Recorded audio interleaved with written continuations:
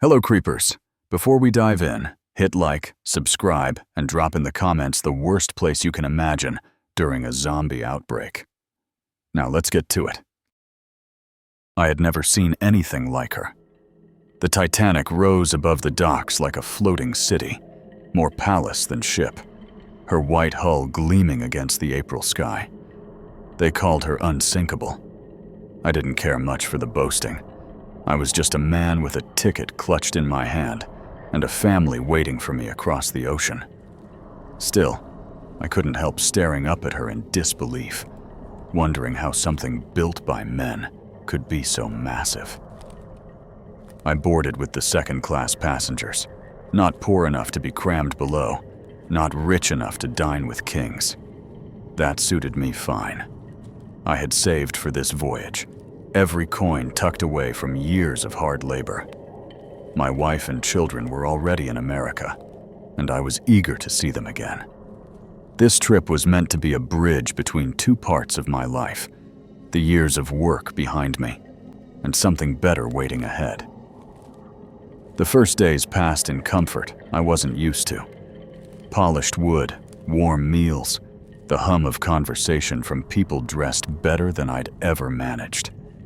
I walked the decks in the evenings, staring out at endless water, the cold air sharp in my lungs. For a while, I let myself believe the world was kind, that maybe fate had granted me a chance at peace. But unease lingered, subtle as a shadow. I noticed it first in the lower decks, where the steerage passengers gathered. A man had fallen ill. At least, that was the whisper passed around the corridors. Some said it was fever. Others claimed it was drink. He had been carried off by crew, his body limp, his skin pale as paper. No one spoke about it at the tables, but I heard the murmur of worry late at night, when the ship's engines were the only other sound. The second sign came in the form of locked doors. Crewmen moved with urgency, barring certain passageways, speaking in hushed tones when questioned. I caught a glimpse once, two men hauling another passenger, thrashing and snarling, as though he were a mad dog. His eyes caught mine for a moment, wide and clouded, filled with something I couldn't name. The crew shoved him out of sight before I could react. They told me it was nothing, just a poor fellow overcome by seasickness. But seasickness does not twist a man's face into something monstrous. I tried to dismiss it, to focus on the vastness of the ocean and the comfort of the voyage. Yet at night, as I lay in my narrow bed, I could swear I heard more than the steady thrum of the engines. I heard cries muffled by distance, the kind of cries that carry pain and fear. Sometimes, they ended in silence too quickly, leaving only questions that gnawed at me until morning. The Titanic herself seemed too grand, too solid, for danger to reach us. That was what everyone said. What could harm such a ship? But I had worked in shipyards long enough to know steel was not the same as immortality, and the strange sickness spreading among a few passengers was not something you could patch with rivets or paint. On the evening of the fourth day, I stood at the rail, staring at the stars. The air was colder than before, biting at my fingers, but I couldn't bring myself to go inside. My thoughts were restless. A group of first-class ladies passed by, laughing, their pearls flashing in the lamplight. They seemed untouched by worry.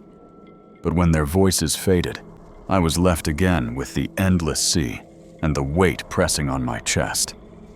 Something was wrong aboard this ship. I felt it in my bones, as sure as I felt the deck beneath my boots. The Titanic was filled with life and light, but beneath that shine, something dark was stirring. I didn't know then what it was. I didn't know it would turn the greatest ship in the world into a coffin drifting on black water. All I knew was that unease followed me like a shadow, whispering that the ocean wasn't the only thing to fear. It began with screams. I was finishing supper in the dining saloon when the sound tore through the air, Sharp. Panicked. Not the playful shrieks of children or the drunken laughter of men, but a sound that made my gut twist. Chairs scraped. Heads turned. Then came the crash of glass shattering, followed by more cries. Louder. Desperate. The crew rushed to hush us, urging everyone to stay calm. But the calm was already broken. I pushed through the crowd, ignoring their protests, and slipped into the corridor. The air smelled different out there.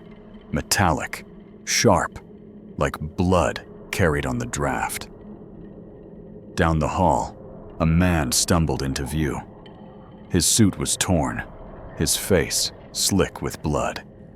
He staggered forward, clutching at his arm as if it had been savaged by teeth. People gasped, reaching to steady him, but he thrashed like a wild beast, knocking one of them to the floor. Then I saw his eyes, clouded, empty, and yet burning with hunger.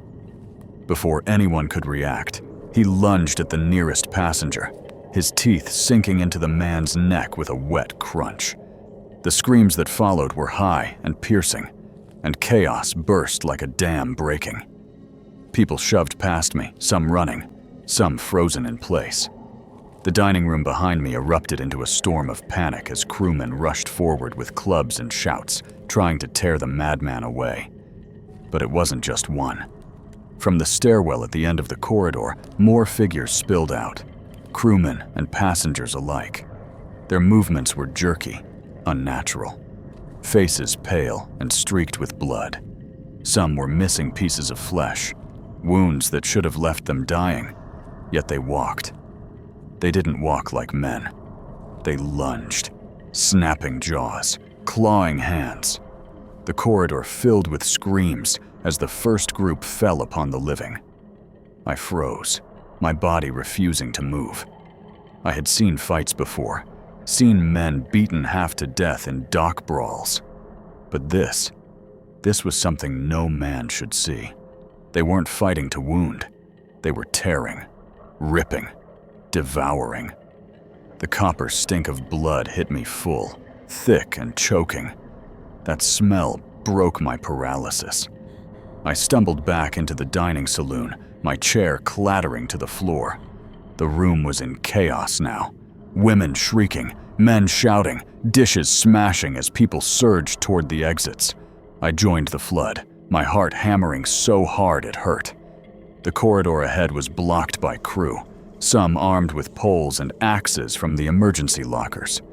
They tried to hold back the tide of snarling figures, but it was like trying to stop fire with bare hands. One by one, they were dragged down, their screams cut short. I turned toward the opposite stairwell, pushing past bodies, shoving aside anyone in my way. I reached the steps, my boots slipping on spilled wine and broken glass. A young man fell beside me, blood spraying from his throat, his eyes wide with shock. He reached for me, fingers trembling, but I kept climbing. Survival left no room for kindness. Up on the next deck, the panic spread like fire. People shoved against locked gates, pounding and crying as crew shouted orders no one obeyed. Mothers clutched children. Men cursed and fought to push ahead. Everywhere, I heard the screams of the dying, followed by the guttural growls of whatever the sick had become. I stumbled into a side passage, chest heaving. The walls seemed to close in, the narrowness of the Titanic's corridors turning the ship into a trap. Behind me came the thunder of boots, then the sickening sound of bodies colliding. A woman's voice shrieked once, then ended in a wet gurgle. I pressed on, turning corners blindly. Everywhere I looked, the same nightmare played out. Blood smeared on walls. Passengers hammering on doors that would not open. Crewmen swinging axes at things that did not die easy. The ship, once a marvel of elegance, was becoming a slaughterhouse. I ducked into a storage room and slammed the door shut, pressing my back against the wood. My breath came in ragged bursts, sweat dripping into my eyes. Through the thin walls, I heard the sounds of chaos, pounding feet, breaking glass, the hungry snarls of the infected. In that moment, it struck me. This wasn't illness. This wasn't madness or seasickness. Whatever it was, it spread faster than fire, turning people into monsters in the span of minutes. And it was here, trapped with us, hundreds of miles from land, on a ship that everyone said could never fail. I had no weapon, no plan, just a heart beating too loud in the silence of that tiny room. But one truth burned clear in my mind. If I didn't fight, I would die. If I hesitated, I would become one of them. And the Titanic was far too small to hide in forever. I didn't stay in that storage room long. The walls pressed in on me, the air thick with the smell of oil and damp wood. Every sound outside clawed at my nerves. The scrape of boots, the muffled cries, the growls of things that weren't men anymore. Hiding meant waiting to die. I needed to move. I eased the door open and peered into the corridor. Dim light flickered from a lamp at the far end, casting shadows that twisted with every movement. The floor was smeared with blood, dark streaks leading in both directions. I gripped the handle of the door until my knuckles turned white, then slipped out, keeping my steps light. The passage stretched ahead like a maze. I moved slowly, listening hard, every nerve on edge. A body lay slumped against the wall, his chest torn open. His eyes were still open, cloudy and glassy, and I couldn't tell if he was gone for good. I kept my distance. On this ship, death no longer meant rest. I needed something to defend myself. My hands were empty, useless against what I had seen. At the end of the passage, I found a fire cabinet. The glass was already cracked, but the axe inside remained. I smashed the rest with my boot and pulled it free. The weight of it steadied me.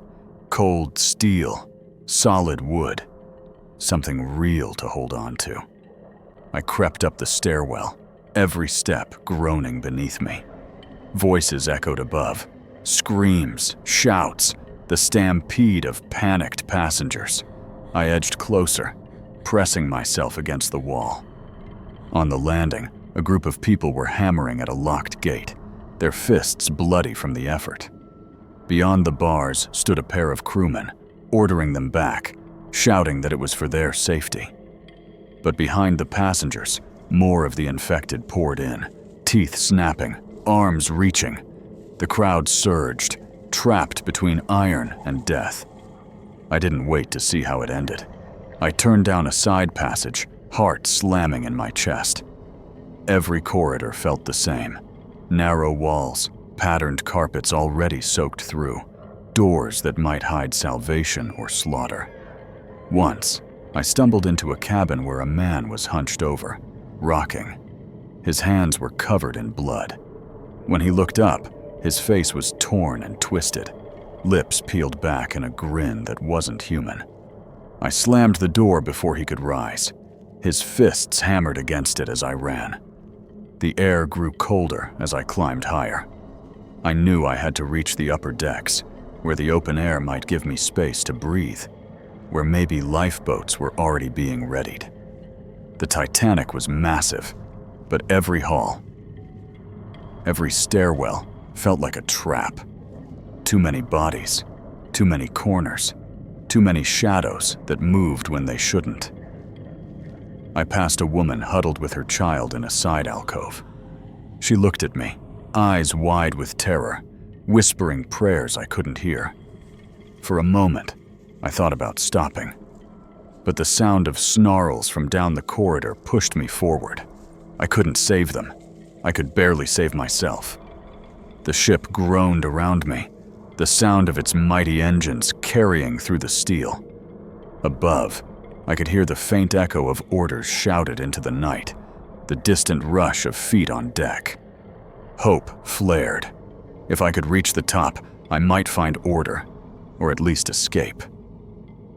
But as I climbed another stairwell, a figure stumbled into view. His uniform marked him as a crewman, but his face was wrong. Jaw hanging loose, eyes glazed. He lurched toward me with a guttural snarl. I gripped the axe with both hands, the wood slick against my palms. When he lunged, I swung.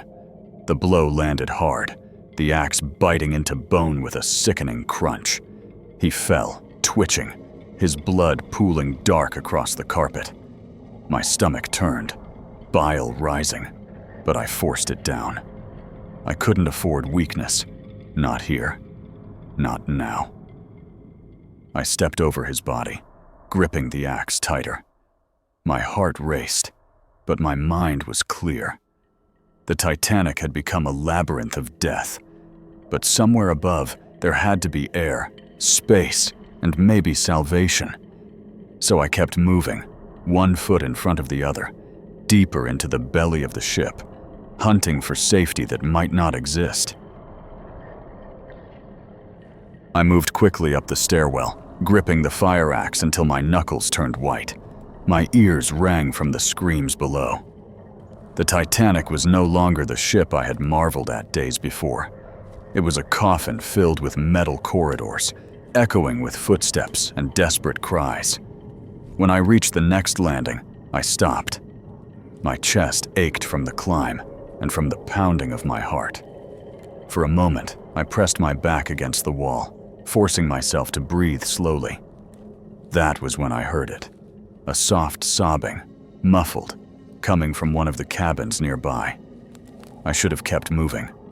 The smart thing was to stay quiet, to stay hidden. But something in me wouldn't allow it. I followed the sound and stopped at a half-open door. Inside, a woman sat on the floor with 2 children clinging to her arms. Their eyes were red from crying, but they were alive, unbitten. She looked up when she noticed me, her face streaked with tears and terror. "Please," she whispered, her voice trembling. "You're not sick, are you?" I shook my head. She exhaled sharply, as though she had been holding her breath for hours. The children buried their faces deeper into her dress.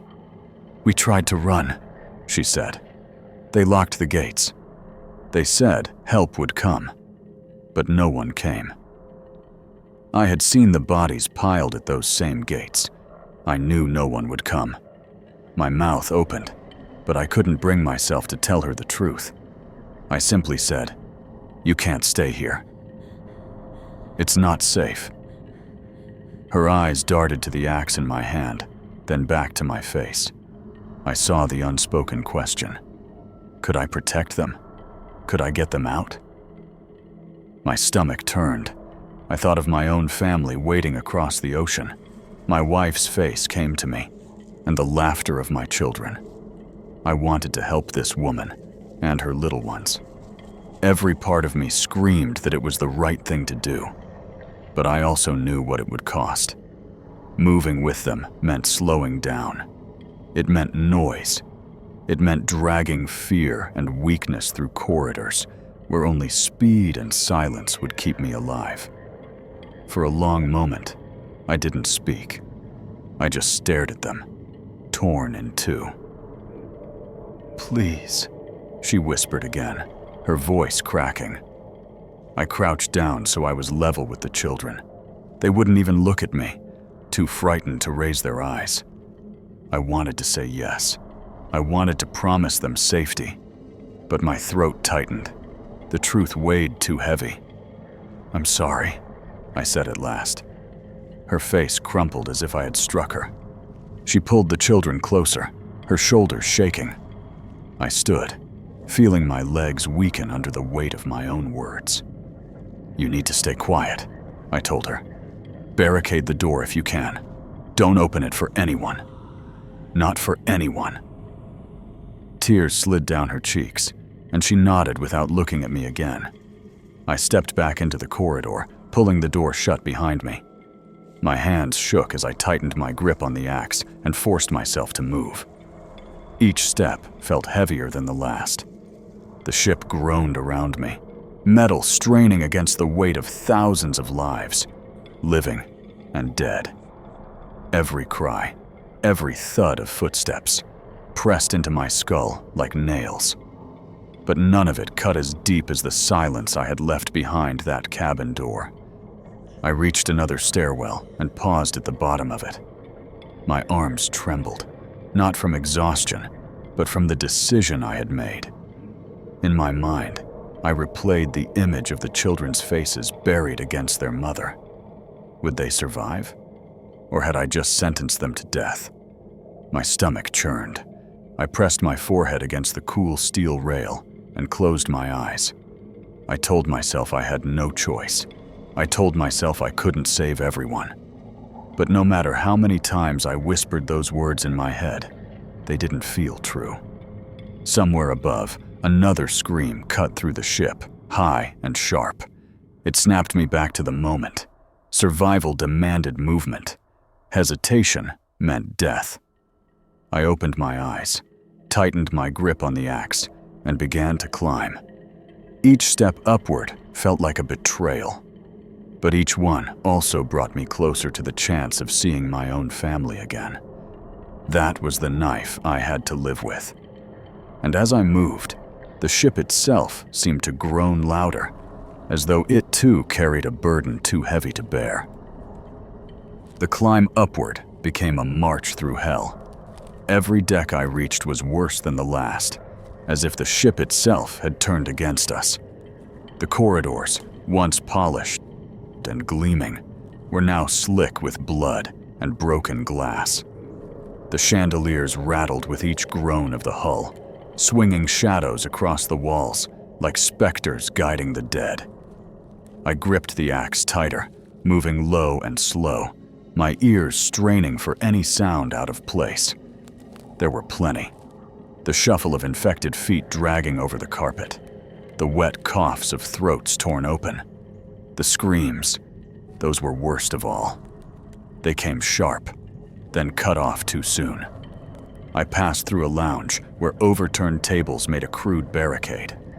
Behind them, bodies lay scattered, some torn apart, others slumped with eyes open and clouded. A pistol rested in the hand of one man, his finger stiff around the trigger. He had saved his last bullet for himself. I reached for it, but the chamber was empty. He had beaten me to its mercy. I moved on. At the next junction, the air stank of smoke and iron. A small fire burned in a wastebasket, spreading to the drapes.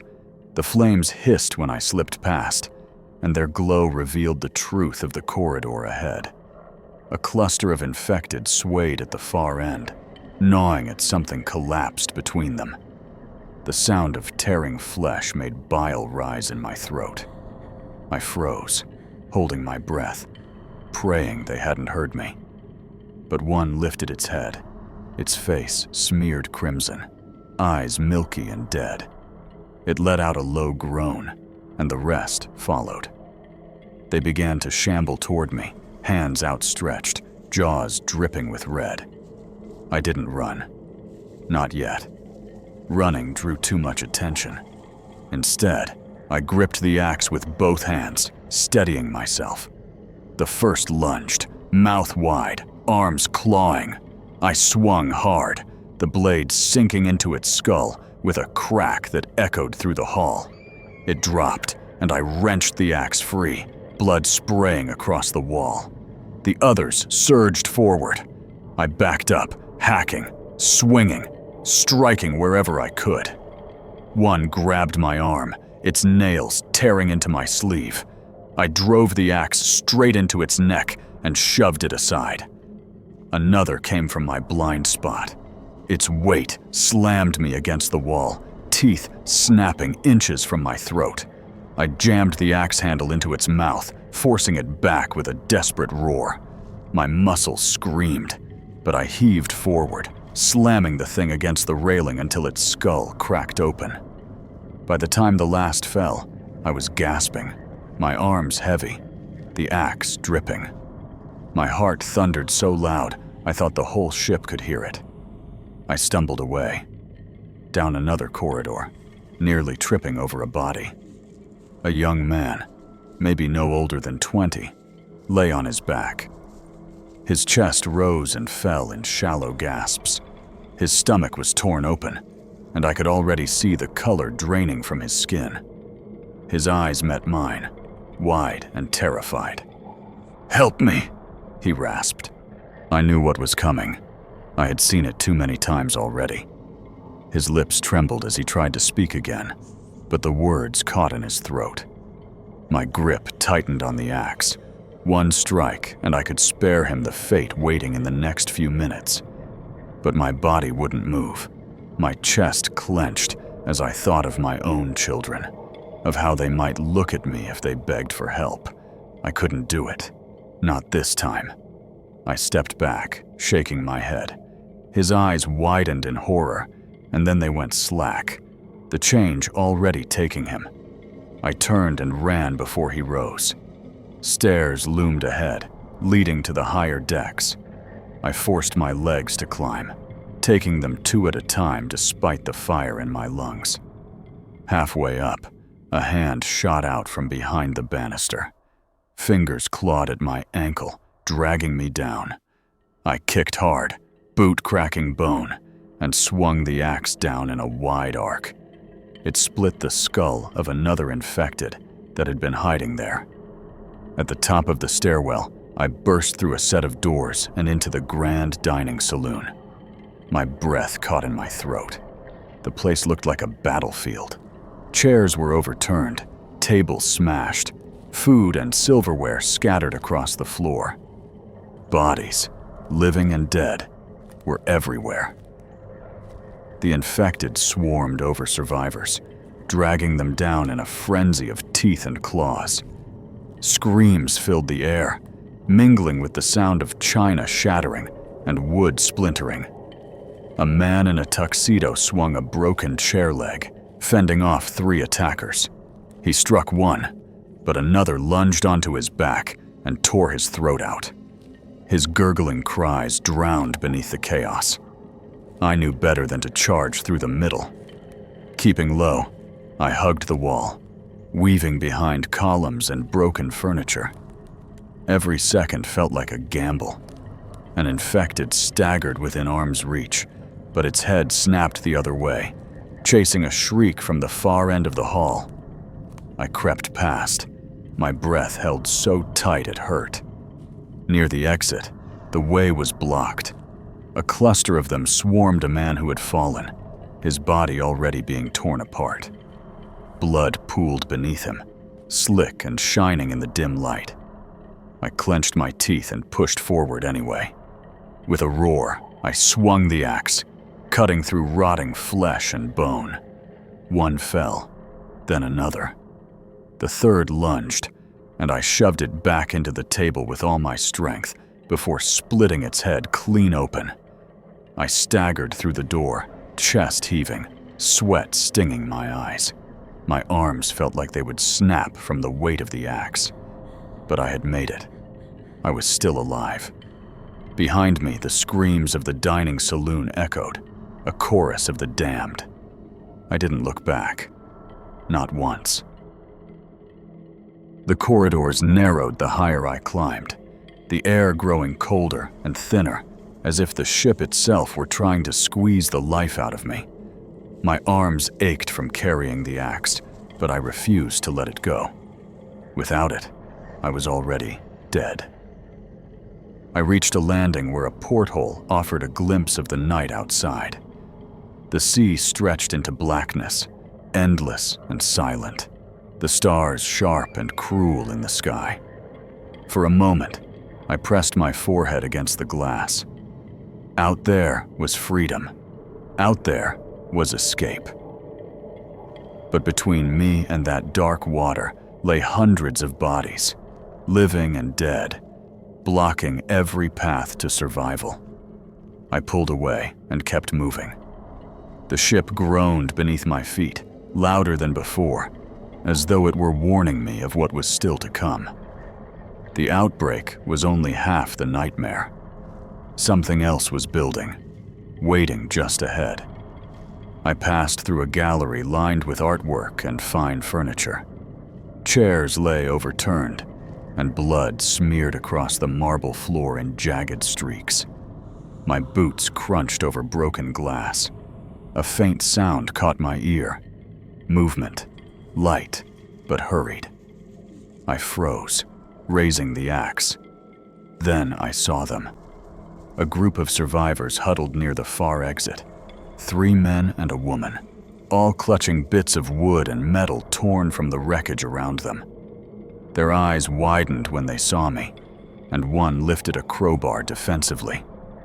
"I'm not sick," I said quickly, keeping my voice low. They hesitated, then lowered their weapons, though their shoulders stayed tense. The woman stepped forward. "You're headed up?" she asked. I nodded.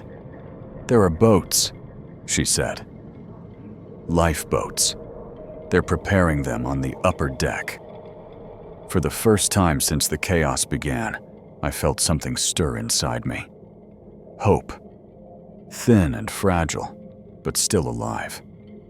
I thought of my wife, of my children waiting for me in America. If I could reach one of those boats, maybe I would see them again. Maybe this hell would have an end. The others looked at me as though expecting me to lead. I wanted to say no, to keep moving alone, but the thought of numbers gave me pause. Alone, I had nearly been torn apart more than once. Together, maybe we had a chance. "Stay quiet," I told them, "and don't stop moving." We pressed on as a group, slipping through shadowed corridors and up narrow staircases. Every creak of the floor made my skin prickle. Every groan of the ship sounded like the dead closing in.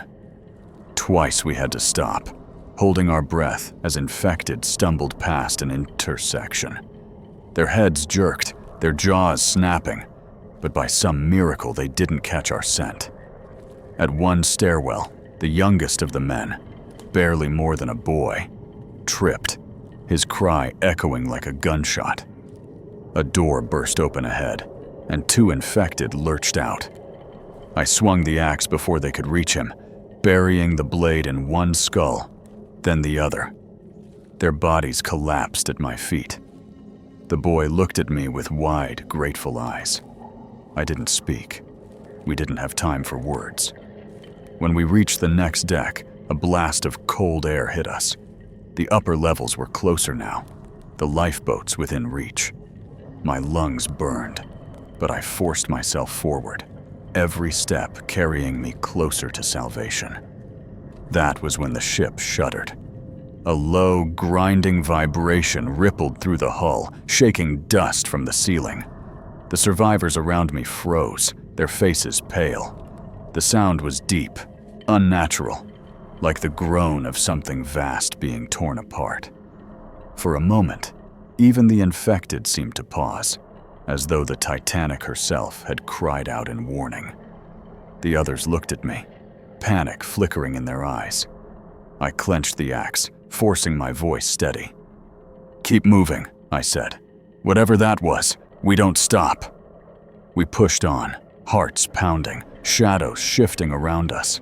Salvation was so close I could almost taste it, but in my gut, I knew the worst was still waiting. The stairwell rattled beneath our feet as we climbed, the air sharp with cold. Every step felt like it could be the last. The ship groaned louder now, not just the sound of metal straining, but something deeper, as though the ocean itself was dragging the Titanic down. Water was coming, whether we reached the boats or not. "Faster," I urged, my voice ragged. The survivors followed close, their faces pale in the dim light. The boy I had saved earlier clutched a broken table leg, like it could shield him from the monsters swarming the decks below. His hands shook, but he didn't let go. We reached a landing where the gate was half torn open. Beyond it, the corridor stretched toward the upper deck. But shadows moved inside. The infected had reached here too. The first one staggered into sight, a woman still wearing a fur stole, though her throat was ripped open. Her head jerked toward us, lips curling back in a snarl. Behind her, more followed.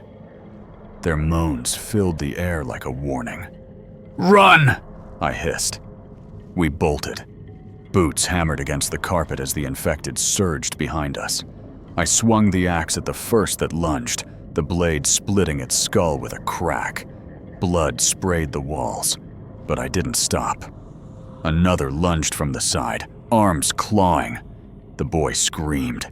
I shoved the creature back and kept moving, the others crowding close.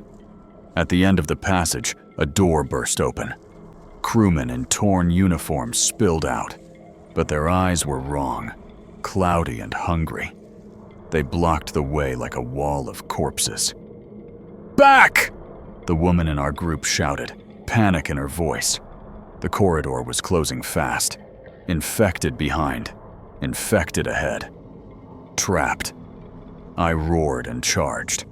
The axe bit into the first crewman's skull, then ripped free with a spray of gore. I shoved another aside, the impact jarring my shoulder. The survivors pushed through the gap I carved, kicking and striking, desperation giving them strength. The woman swung her metal bar into a skull, shattering it. The boy slammed his table leg against another, screaming as he struck again and again. We broke through, leaving the bodies writhing on the floor. I didn't look back. Looking back meant slowing down, and slowing down meant death. Up another stairwell, the cold grew sharper, biting at our skin.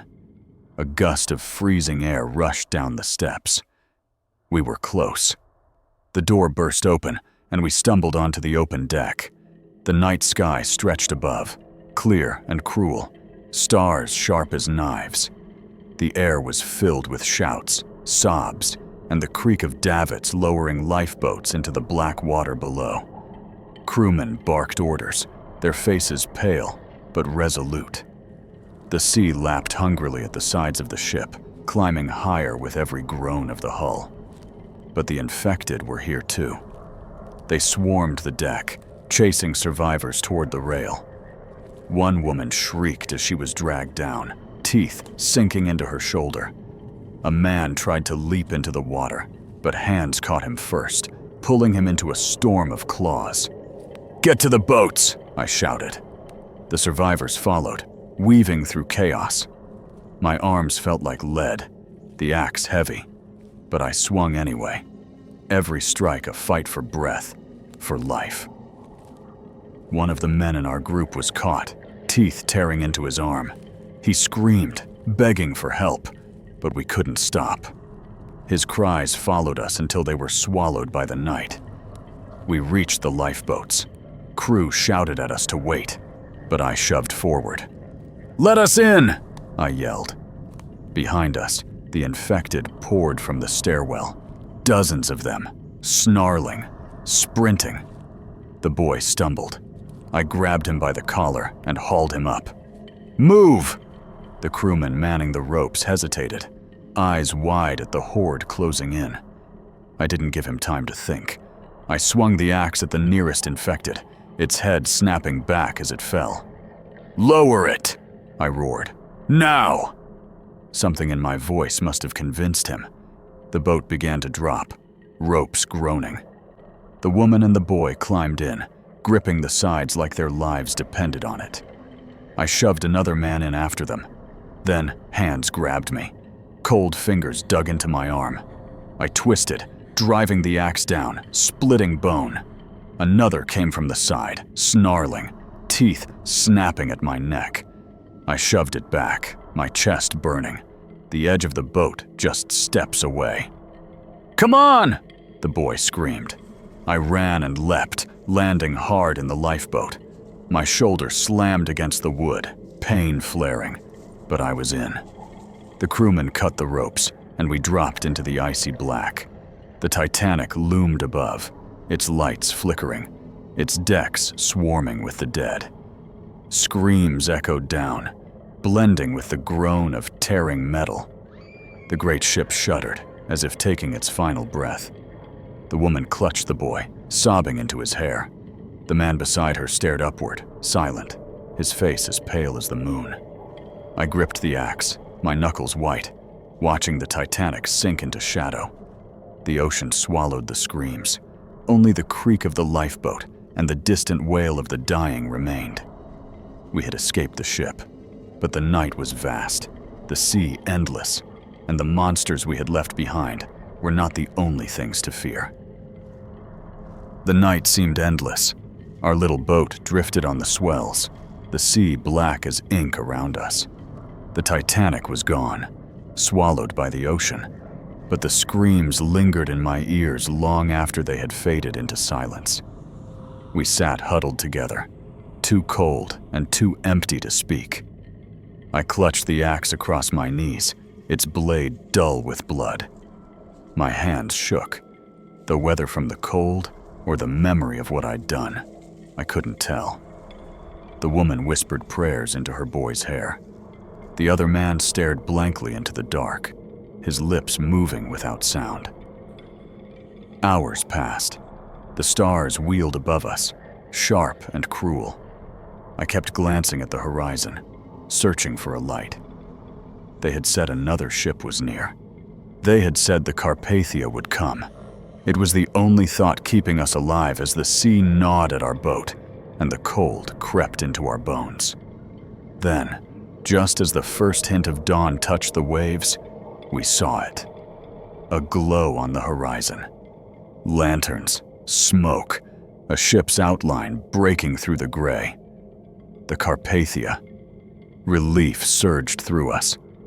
The woman sobbed, clutching her son tighter. The man let out a ragged laugh, the sound wild but full of hope. I felt tears burn my eyes. We had made it. Against every nightmare the night had thrown at us, we had survived. As the ship drew closer, we waved, shouting hoarsely, our voices cracking in the cold air. Figures gathered along the rail, dark shapes silhouetted against the morning light. I saw arms lifting, hands raised, mouths open in greeting. For a heartbeat, it felt like salvation. Then the wind carried their cries to us. Not words, not shouts of comfort. Groans, low, guttural, hungry sounds. The figures swayed unnaturally, jerking and twitching as they leaned over the rail. Even at a distance, I saw the way their jaws snapped, the way their arms clawed at the air as though trying to tear us closer. The Carpathia was here, but it wasn't a rescue. It was another grave, drifting toward us, filled to the rails with the dead. The woman's sobs turned to screams.